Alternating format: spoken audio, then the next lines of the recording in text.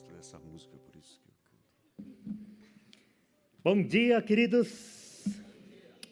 Graça e a paz do Senhor. Eu fico contente toda vez que eu venho aqui, que tem pessoas que eu não conheço, pessoas novas que estão chegando. Sejam bem-vindos.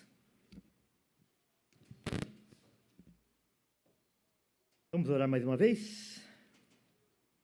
Mais uma vez? Não, vamos orar. Alguém falou assim, por que toda vez que você vai falar que vamos orar mais uma vez? Não é mais uma vez, vamos orar. Então vamos orar. Obrigado, Senhor, porque esse é o dia de descanso, em que nós deixamos os nossos afazeres diários, os deveres cotidianos, e podemos nos dedicar às disciplinas espirituais.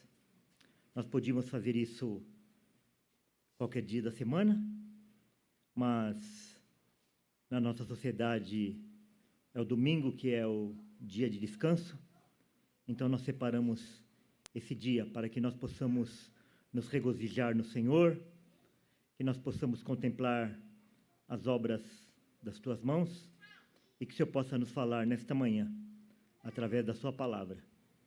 O Senhor é glorificado quando o Senhor fala aos nossos corações. Em nome de Jesus, amém. Dia de boas novas, 2 Reis 7, de 1 a 20. Antes de nós entrarmos no texto, eu quero situar vocês o que estava acontecendo. Esses acontecimentos, eles aconteceram já no reino dividido, no reino do norte, cuja capital era Samaria, e sob o ministério do profeta Eliseu, nos dias do profeta Eliseu, que era um profeta que profetizou essencialmente no reino do norte. Então, o que estava acontecendo? Depois disto, ajuntou-se Ben-Hadad, rei da Síria, todo o seu exército, subiu e sitiou Samaria. O que é sitiar Samaria? Sitiar é uma tática de guerra, que ao invés de você invadir a cidade, você cerca a cidade, impedindo qualquer pessoa de sair ou de entrar naquela cidade. Então, vocês imaginam, por exemplo, se a grande São Paulo fosse sitiada. Então, os exércitos com armas, com tanques, com aviões, cercavam, então, a região da grande São Paulo, impedindo qualquer pessoa de entrar e sair. O que a grande São Paulo produz em termos de alimento? Quase nada. Hortifrutigranjeiro no máximo. Dali uns dias, não teria mais leite, não teria mais carne, não teria mais arroz, não teria mais feijão. As pessoas começariam a morrer. As vagas para os cemitérios seriam insuficientes. Os mortos começariam a ser jogados em qualquer lugar. Começariam a putrificar. Viriam doenças, pestes e coisas parecidas. E era isso que estava acontecendo em Samaria. Ela foi sitiada, cercada. Ninguém entrava, ninguém saía. Houve grande fome em Samaria. Eis que a sitiaram. Não produzia nada. Não tinha plantação dentro da cidade, ou muito pouca. A ponto de se vender a cabeça de um jumento por 80 ciclos de prata. Nem o jumento não era consumido. O jumento era um animal imundo. Mas a fome era tanta que a cabeça do jumento, para poder fazer uma sopa, era vendida por 80 ciclos de prata. Sabe o que é 80 ciclos de prata? 1 quilo de prata. Do tamanho que era a fome. Daí você pode estar espantado com isso, né? Comprar uma cabeça de um jumento por 1 quilo de prata. Vai piorar? E um pouco de esterco de pombas por 5 ciclos de prata. Esterco de pomba. Não é nem a pomba. Não é nem a asinha da pomba. É o esterco da pomba. Irmãos, quem já assistiu aqueles filmes sobre a Primeira Guerra, a Segunda Guerra? Tem cenas que são deprimentes que o homem é capaz de fazer quando está com fome. Nós, na realidade, não temos essa experiência de perto. Mas é terrível.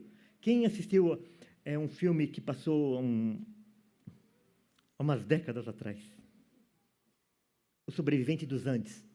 Foi um avião que caiu na Cordilheira dos Andes, no Chile. E eles ficaram lá isolados muitos dias.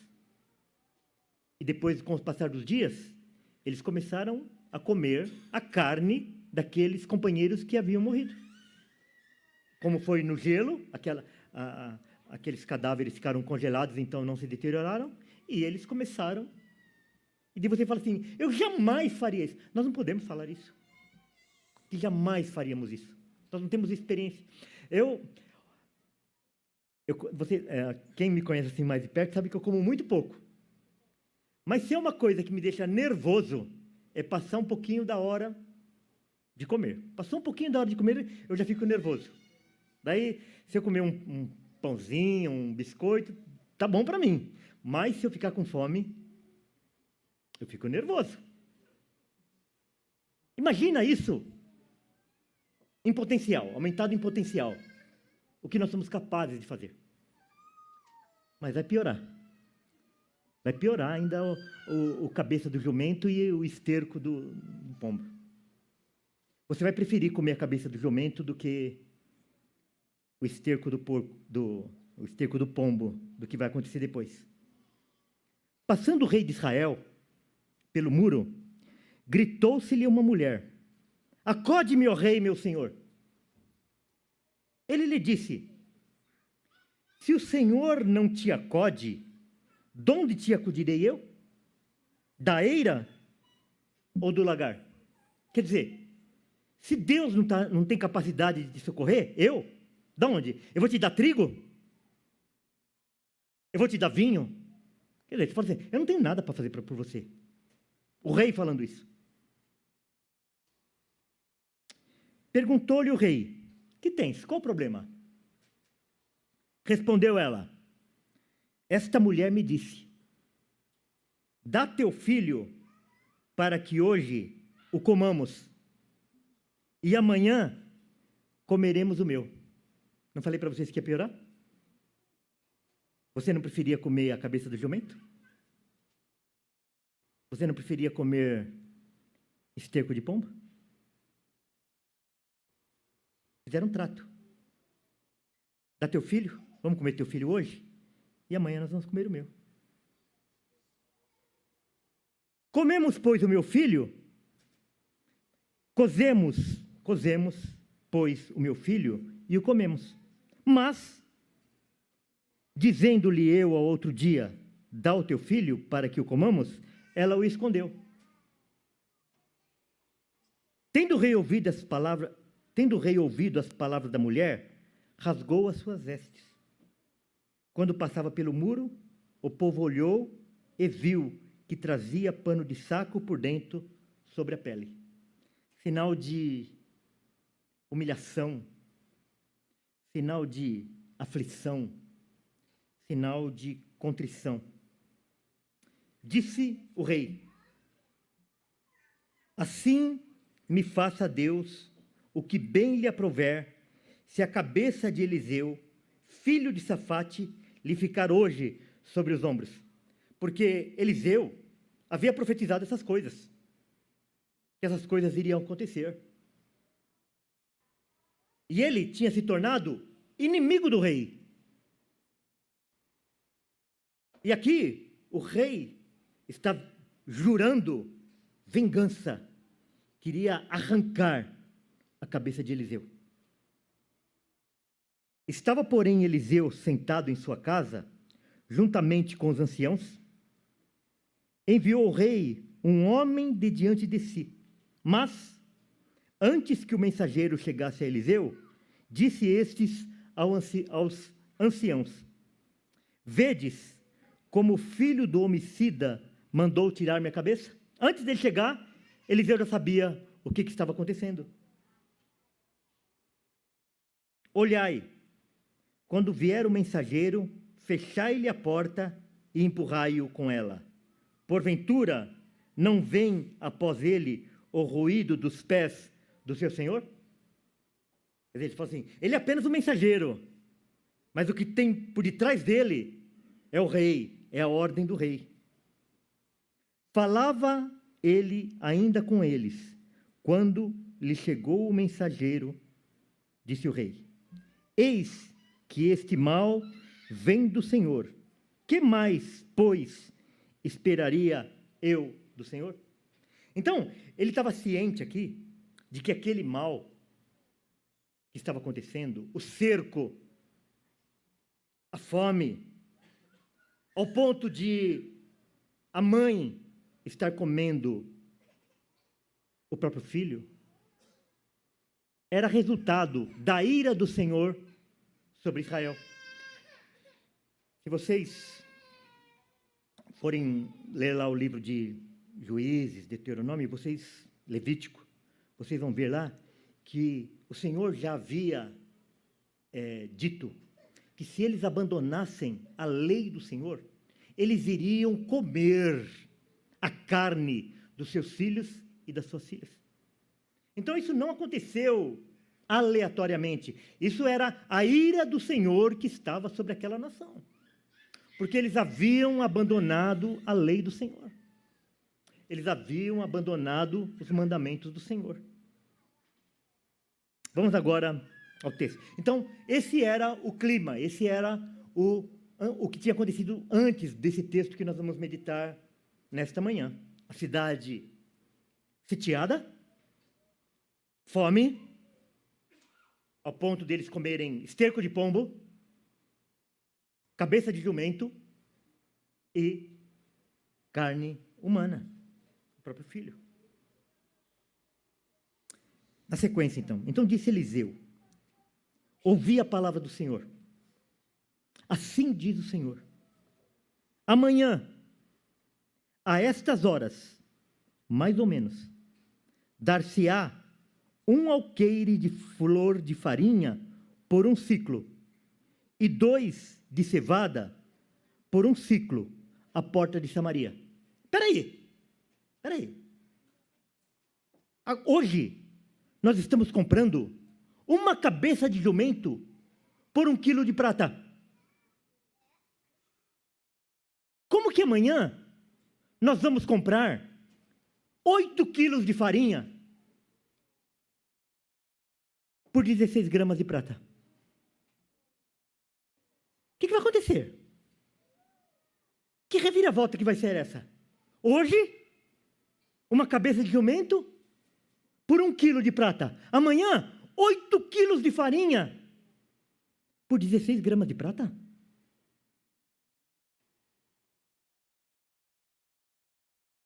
Porém, o capitão, a cujo braço o rei se apoiava, respondeu ao homem de Deus, a Eliseu: ainda que o Senhor fizesse janelas no céu, poderia suceder isso? Disse o profeta: eis que tu o verás com os teus olhos, porém disso não comerás. Quer dizer, o profeta vem e fala assim diz o Senhor. Ele fala assim: eu duvido. Percebe que os incrédulos, aqueles que duvidam da palavra de Deus, sempre estarão no nosso meio. Que bobagem. Nós acabamos de cantar aqui, né? Haverá paz no vale. Haverá paz no vale. Um dia nós vamos descansar de todos os nossos afazeres. Um dia todas as nossas lágrimas serão enxugadas. Um dia haverá paz no vale. Sabe qual é o contexto desse hino? Esse hino ele foi feito pelos escravos americanos, em que eles sofriam, apanhavam, estavam debaixo de chicote, e a esperança deles estava na Canaã celestial.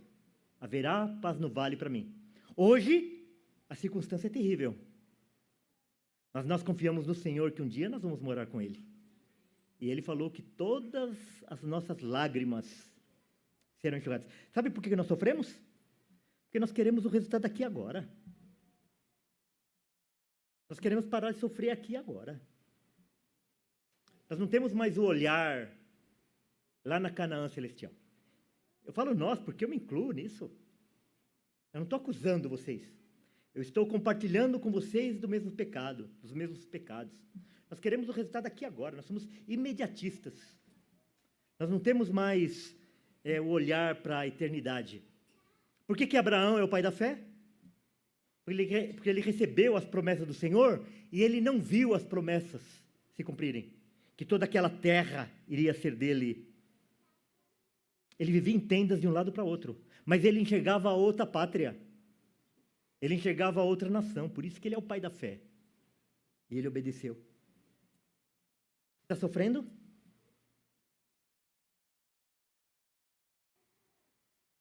Você está sofrendo? A sua vida é só aflição. É problema para todo lado. Haverá paz no vale.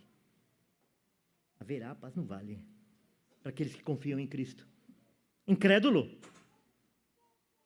Incrédulo. Desde que o mundo foi formado. Incrédulo, a incredulidade. Eis que tu verás com os teus olhos, porém disso não comerás. Muda a cena. 4 homens leprosos estavam à entrada da porta, os quais disseram uns aos outros: para que estaremos nós aqui, sentados até morrermos? Por que eles estavam à porta? Porque, pela lei mosaica, era proibido os leprosos adentrarem a cidade. Eles podiam chegar até a porta, da porta para dentro. Irmãos, a pessoa quando ele era leproso, ele perdia o seu emprego, perdia os seus relacionamentos, perdia a família, perdia tudo que ele tinha, e ele era expulso da cidade. Ele tinha que ficar fora da cidade, fora das portas da cidade. Se ele entrasse, ele morria. Então o que eles estão falando aqui? O que nós estamos fazendo aqui? Se a gente ficar aqui, o que vai acontecer? Nós vamos morrer de fome. Se a gente entrar, nós também vamos morrer. Então é melhor a gente arriscar entrar do que a gente ficar aqui. Porque se a gente ficar aqui, é certeza que nós vamos morrer. E se a gente entrar, nós temos uma esperança. Por que estaremos nós aqui sentados até morrermos? Por que nós estamos parados? Por que a gente não está fazendo nada? Se dissermos, entremos na cidade, há fome na cidade, e morreremos lá. Se ficarmos aqui sentados aqui, também morreremos. Vamos, pois, agora, e demos conosco no arraial dos sírios. Vamos lá onde estão os sírios, o exército deles. Lá tem comida. No arraial dos sírios. Se nos deixarem viver, viveremos. Se nos matarem, tão somente morreremos. Quer dizer, morte morrida ou morte matada, tanto faz. Se a gente ficar aqui, vai ser morte morrida. Se nós entrarmos lá, vai ser morte matada. Não temos nada a perder. Então, vamos. levantaram-se. Olha que interessante. Primeiro eles pensaram. Depois falaram. Depois decidiram. Agora levantaram-se ao anoitecer para se dirigirem ao arraial dos Círios. E tendo chegado à entrada do arraial, eis que não havia ninguém lá. Ué, cadê os inimigos? Cadê os soldados? Cadê o exército? Porque o Senhor fizera ouvir no arraial dos Círios ruídos de carros e de cavalos, e o ruído de um grande exército, de maneira que disseram uns aos outros: eis que o rei de Israel alugou contra nós os reis dos heteus e os reis dos egípcios para virem contra nós.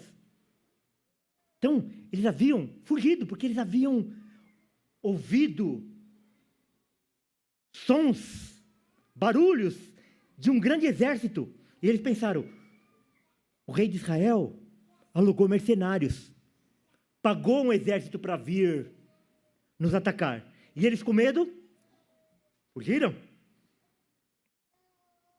Pelo que se levantaram e, fugindo ao anoitecer, deixaram as suas tendas, os seus cavalos, os seus jumentos e o arraial como estava, e fugiram para salvar a sua vida.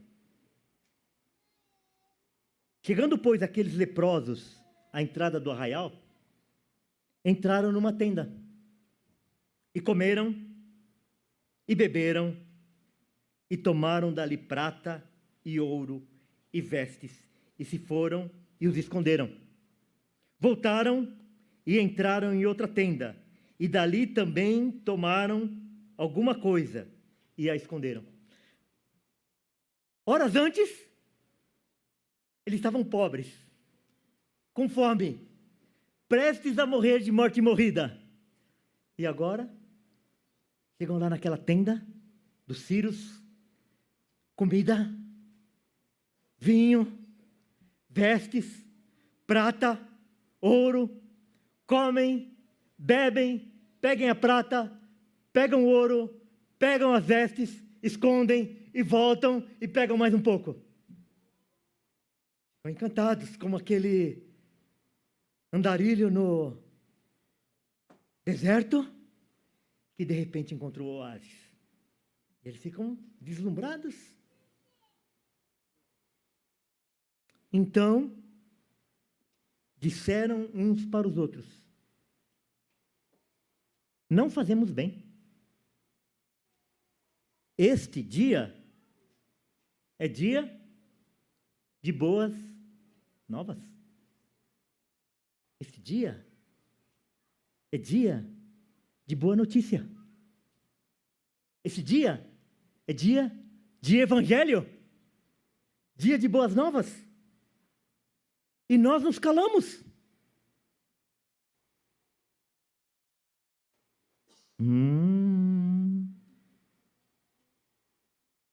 Se esperarmos até a luz da manhã, seremos tidos por culpados. Agora, pois, vamos e anunciemos a casa do rei. Vieram, pois, e bradaram às porteiras da cidade. E lhes anunciaram, dizendo: fomos ao arraial dos Círios, e eis que lá não havia ninguém, voz de ninguém, mas somente cavalos e jumentos atados, e as tendas como estavam, com comida, com vinho, com ouro, com prata, com vestes, com armas. Então os porteiros gritaram e fizeram anunciar a boa nova, o evangelho, no interior da casa do rei. Levantou-se o rei de noite e disse a seus servos: agora eu vos direi o que é que os sírios nos fizeram.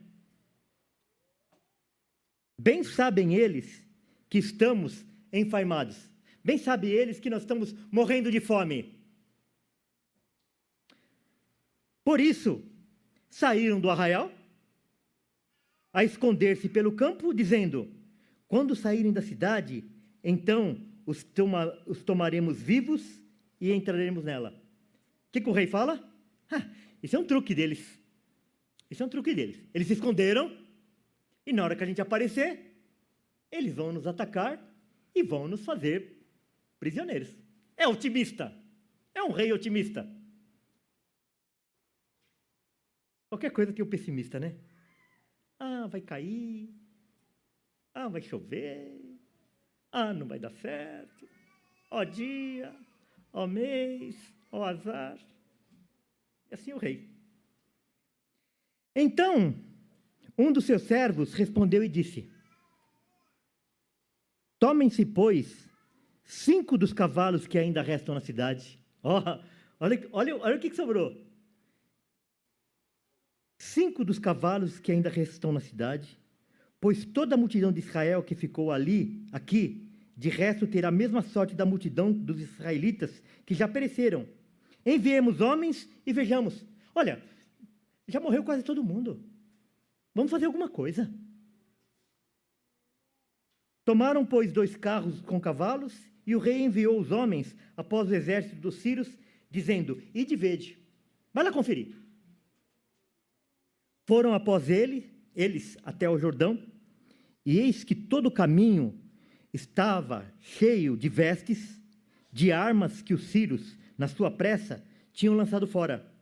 Voltaram os mensageiros e anunciaram ao rei. Então, enquanto eles estavam fugindo, eles ainda pegaram algumas coisas ali com pressa, mas à medida que foram caminhando, acho que eles continuaram ouvindo aqueles barulhos do exército, e eles precisavam caminhar mais rápido, então eles foram largando lá as malas, foram largando as armas, e foram deixando tudo pelo meio do caminho. E foram embora sozinhos. E a estrada ficou toda pavimentada com aquelas coisas lá, com as armas, com as vestes. Então saiu o povo e saqueou o arraial dos sírios.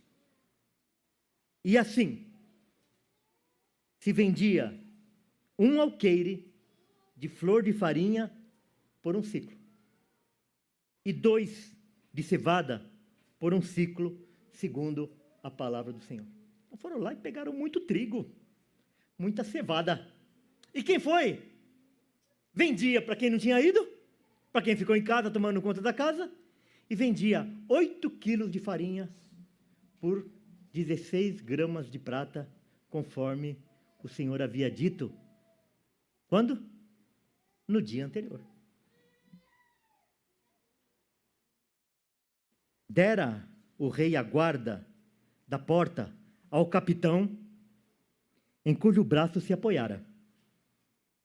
Mas o povo o atropelou na porta, e ele morreu, como falara o homem de Deus, o que falou quando o rei descera a ele. Assim se cumpriu o que falara o homem de Deus ao rei. Amanhã, a estas horas mais ou menos, vender-se-ão 2 alqueires de cevada por um ciclo, e 1 de flor de farinha por um ciclo, à porta de Samaria.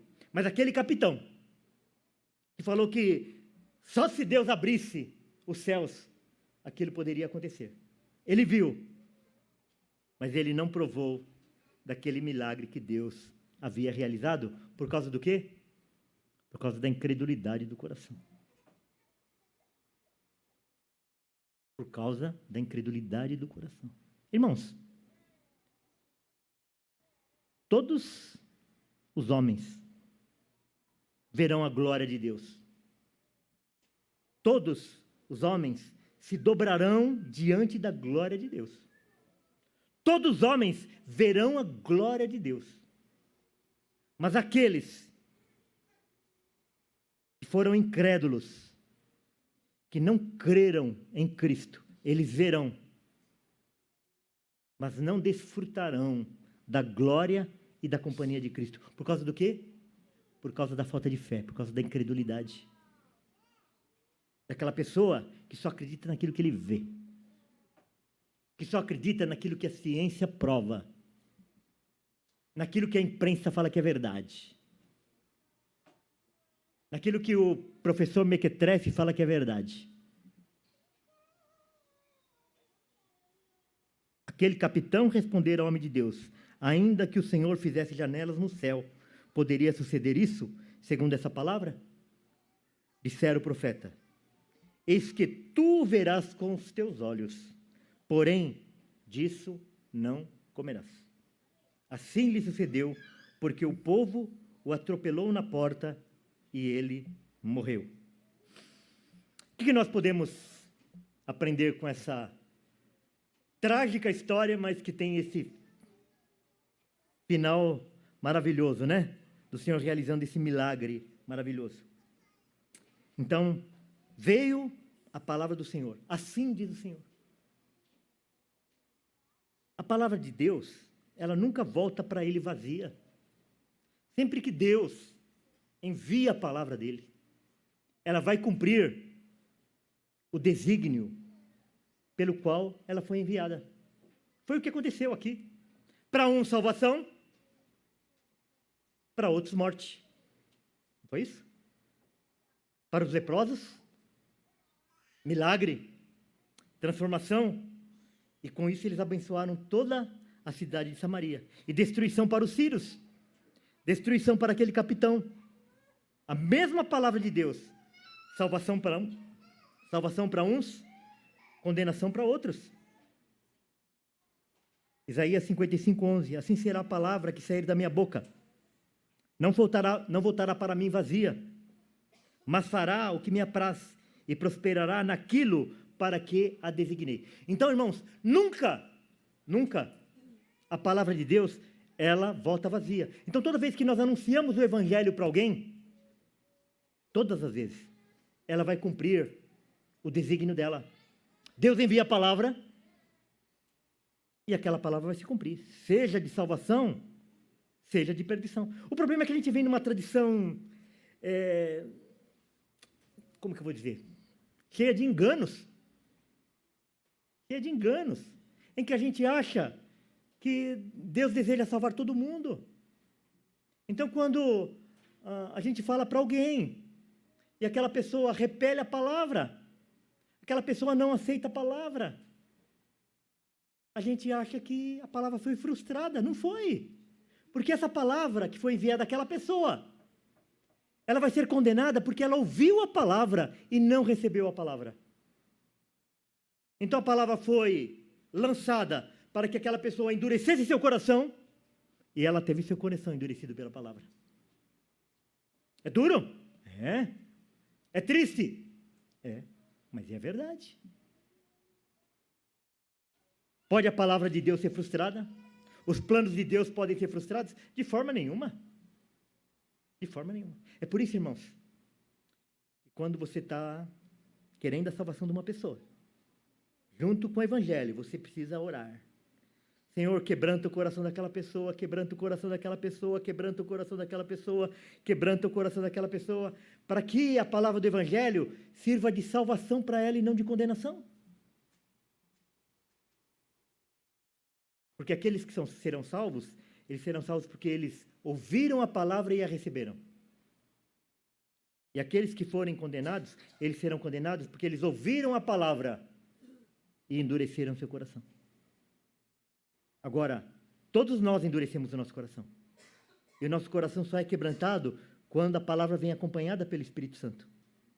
Então a palavra quebranta teu coração. Quando você ouve a palavra de Deus, seu coração é quebrantado, é porque o Espírito Santo está indo junto com a palavra.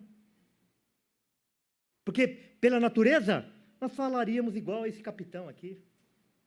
Nós falaríamos igual aquele nosso amigo da faculdade. Aquele nosso parente que tem o coração duro.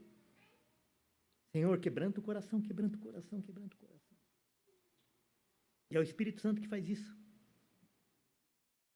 Ele cuida para cumprir. Deus vela pela sua palavra. Jeremias 1:12. Disse-me o Senhor, eu velo sobre a minha palavra para cumprir. Eu cuido da minha palavra para cumprir. A palavra de Deus é demorada? As promessas de Deus são demoradas? É por misericórdia. Deus ainda não cumpriu a sua palavra integralmente, porque Ele tem misericórdia. Porque há pessoas ainda que devem ser alcançadas pelo Evangelho. Ainda há moradas vazias no céu. Cristo preparou, mas aquelas casas ainda estão vazias e elas precisam serem preenchidas por causa da misericórdia de Deus. A casa vai ficar cheia.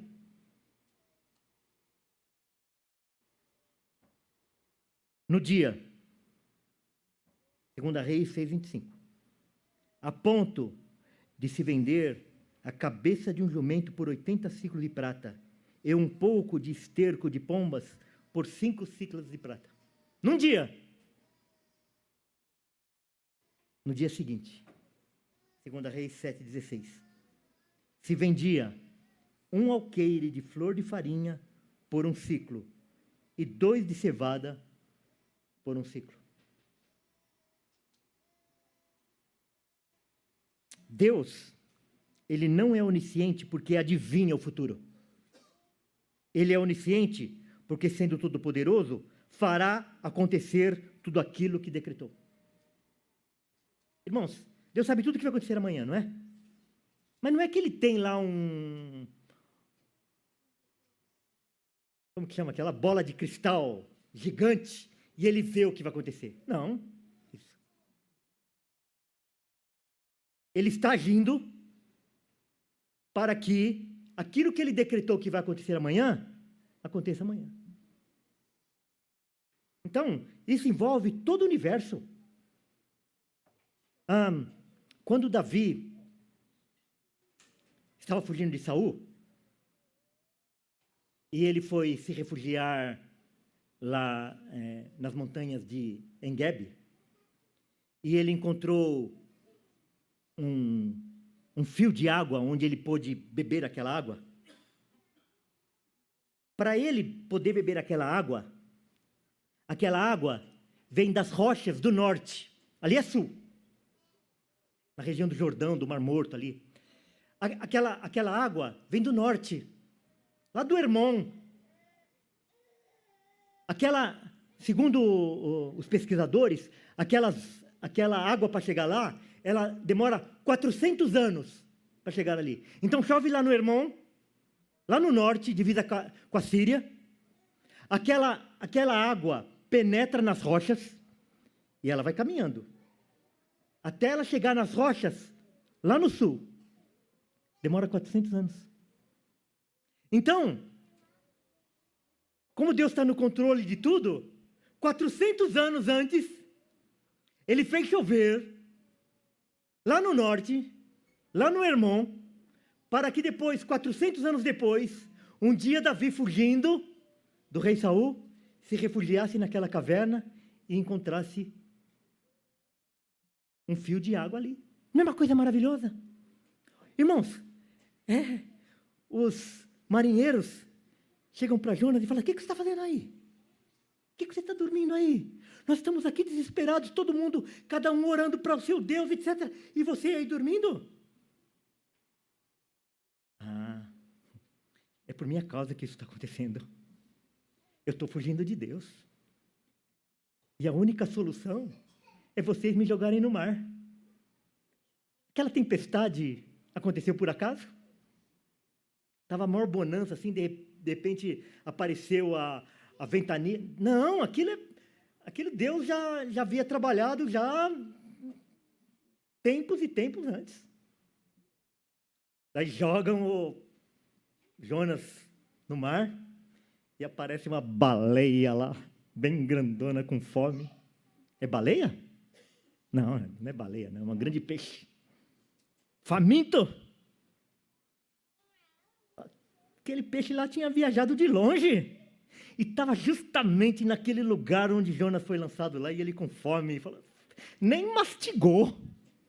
Sabe quando você está com fome, assim, que você pega aquele fio daquele macarrão assim, gordinho, assim, comprido, assim, que você nem mastiga? É assim que o peixe fez com Jonas, nem mastigou. Não era que o peixe era banguela, não, é que ele estava morrendo de fome.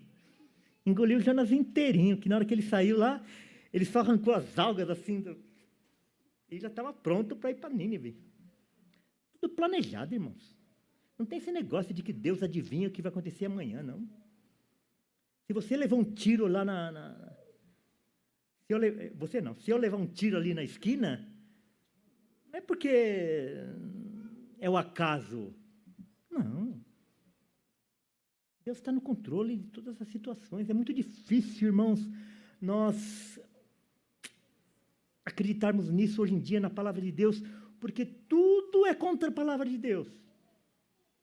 Você recebe lá pelo WhatsApp pessoas falando que você é o centro da criação de Deus, que você é a parte mais importante de Deus e que não sei o que lá. É só isso que nós ouvimos hoje. Não basta televisão, não basta o mercado, não basta as propagandas, não basta o nosso próprio coração só falando assim, olha, você é o melhor, você é o centro, você é isso, você é aquilo, você é aquilo, você é aquele outro, tá. E hoje o evangelho foi tomado por essa doutrina que você é o cara. Deus fica 24 horas do dia tomando conta de você. Lamentável, irmãos, de chorar. Então, tudo que vai acontecer, tudo.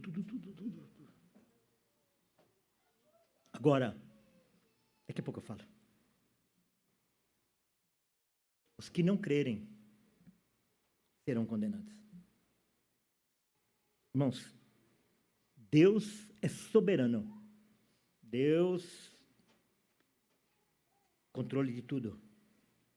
Mas você é inteiramente responsável pelos seus atos. E todos aqueles que forem condenados, eles vão ser condenados porque eles foram chamados para crer e eles não creram. Eles não vão ser condenados porque Deus os condenou. Eles vão ser condenados porque eles ouviram a palavra de Deus. Deus se revelou a eles e eles endureceram. Eu não quero.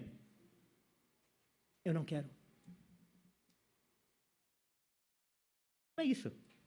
Eu, quando estou discutindo com uma pessoa sobre isso, sobre a soberania de Deus e sobre a responsabilidade humana, eu falo assim, olha, atravessa a rua e fala lá aquela pessoa lá se ele quer Deus, se ele quer Cristo. Vê o que ele vai te falar. Ele é capaz de te bater.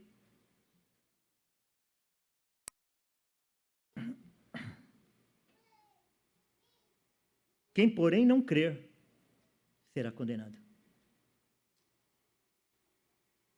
Então, esses pastores que estão aí fazendo sucesso aí, falando que o inferno vai ser esvaziado, esses são falsos profetas. São famosos, são considerados, são inteligentes, são sedutores, mas eles são falsos profetas. Eu não vou dar nome aqui, você já sabe de quem eu estou falando. A palavra de Deus, ela é transmitida por homens.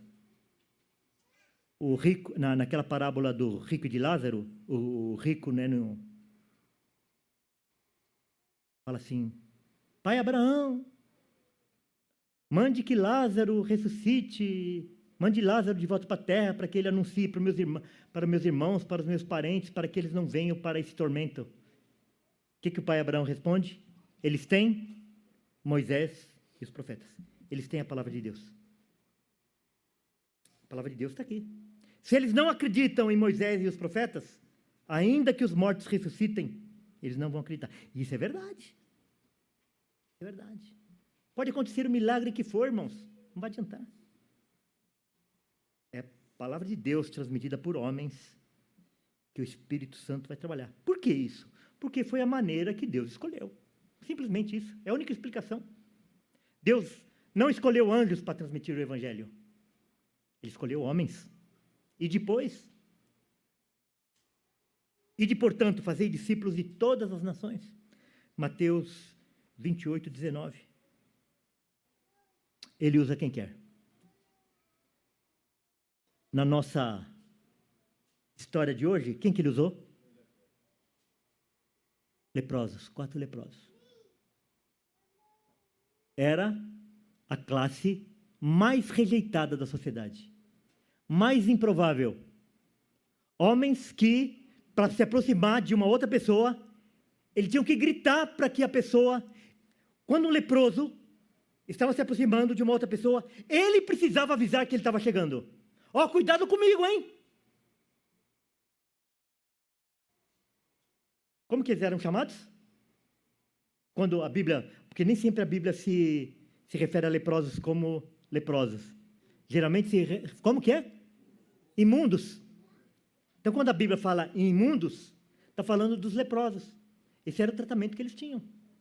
Eram expulsos da sua casa. Iam viver lá junto com outros leprosos. E ele usa quem quer. Ele usa a pessoa que ele quer. Às vezes, as pessoas mais improváveis. Ela fala do Evangelho. Você não precisa fazer um curso de teologia para você falar do Evangelho. Você pode fazer igual aqueles leprosos. Olha o que eu encontrei. Olha o que eu encontrei. E onde eu encontrei isso, tem mais. Tenha vontade. Eu encontrei Cristo. E Cristo está disponível para que você também o encontre. Você precisa de curso de teologia para fazer isso? Ele morreu pelos meus pecados. Eu estava perdido, eu era imundo, eu era um leproso. Eu era inimigo de Deus. E agora Cristo me salvou. E Ele pode fazer isso com você. Precisa de curso de teologia para fazer isso? Não. O Evangelho é simples, até a criança entende. E é um privilégio participarmos. Uma alegria. Irmãos, que alegria que é quando nós temos a oportunidade de nós termos o canal de Deus para que as pessoas sejam alcançadas. Uma vez uma pessoa me perguntou assim, se Deus vai salvar uma pessoa ou não, já está determinado. Então, que diferença faz eu falar ou não falar? Sabe qual a diferença? A diferença é que se você não falar, você vai estar sendo uma ferramenta para a pessoa ser condenada. Pela sua omissão, pela sua negligência, pela sua covardia. Então você vai estar sendo usada, como pessoa usada, para Deus não salvar pessoas. Ao passo que se você se dispõe, você faz, é Deus quem vai fazer da mesma forma. Só que daí você vai estar sendo usada para alcançar as pessoas. É como se a gente estivesse numa caixa de ferramenta. E daí aquelas ferramentas lá, elas são animadas. Elas têm consciência de tudo. Então, elas ficam torcendo para que o carpinteiro pegue aquele martelo. Tomara que o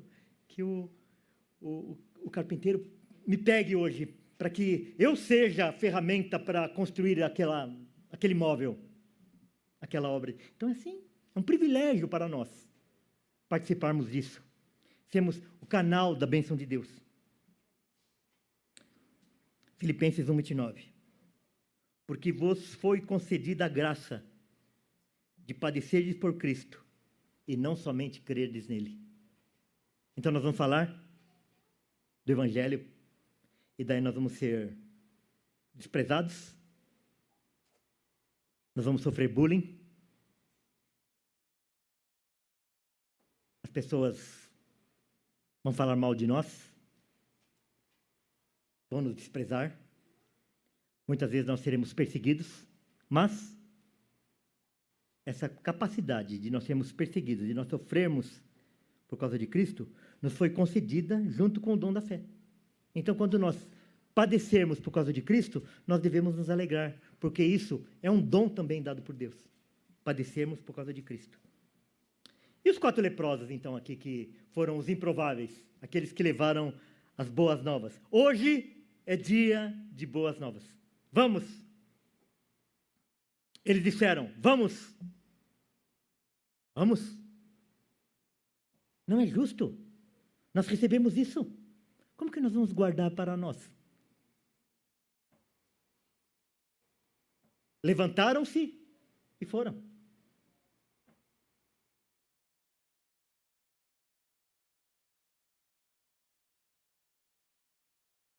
Chegaram. Percebe? Comeram e beberam.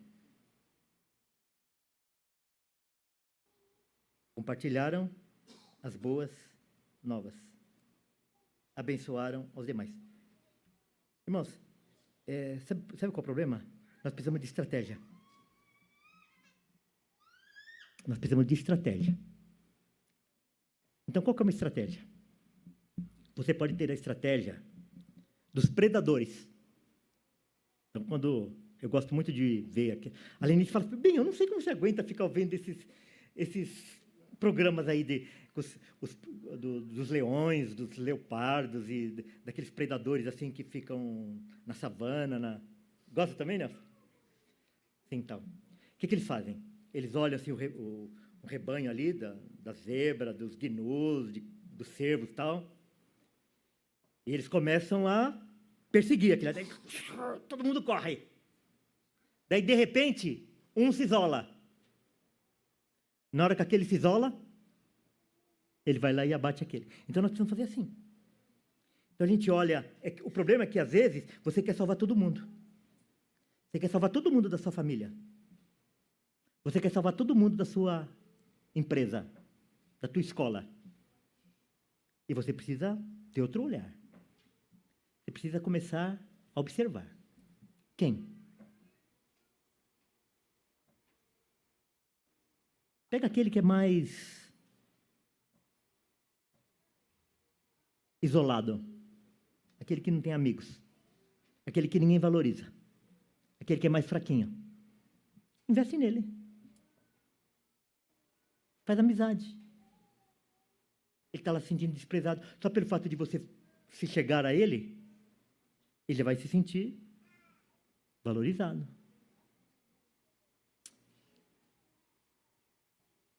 Pense em uma ou duas pessoas, investe.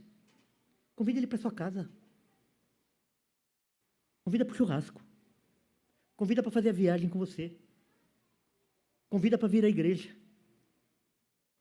Passa para pegar ele. Leva ele de volta. Mas invista numa pessoa.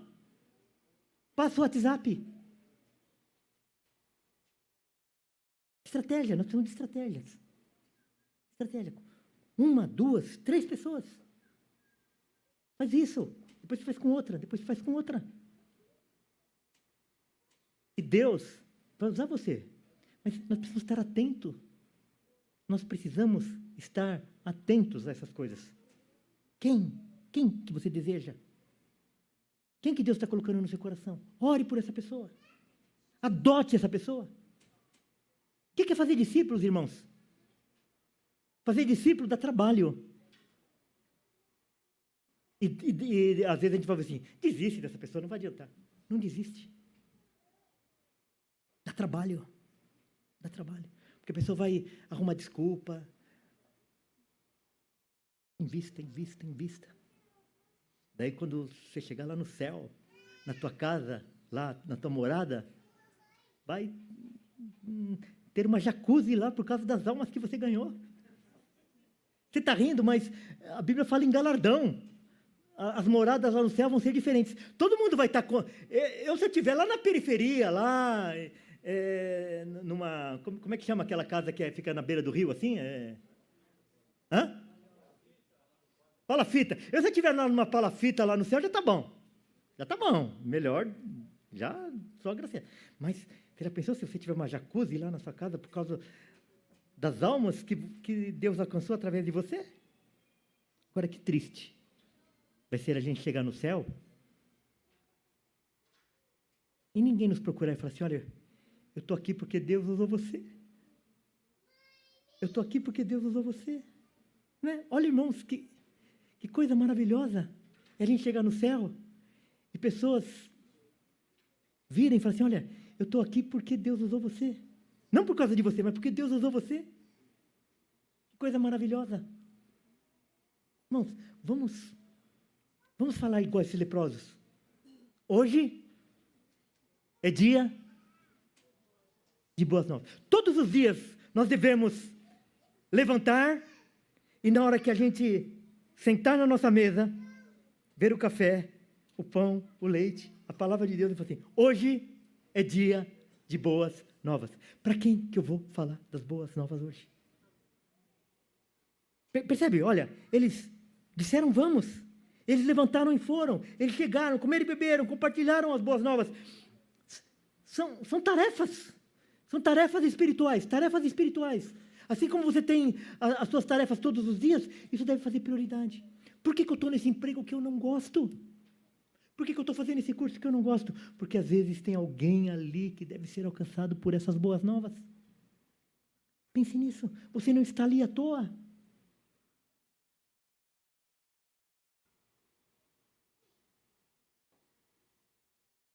Todo cristão é um missionário ou é um impostor. Spurgeon. Quer brigar? Briga com ele. Mas é verdade. O problema é que, muitas vezes, a gente não tem consciência de que a gente era leproso. A gente não tem consciência de que nós não éramos dignos de entrar nos portões celestiais.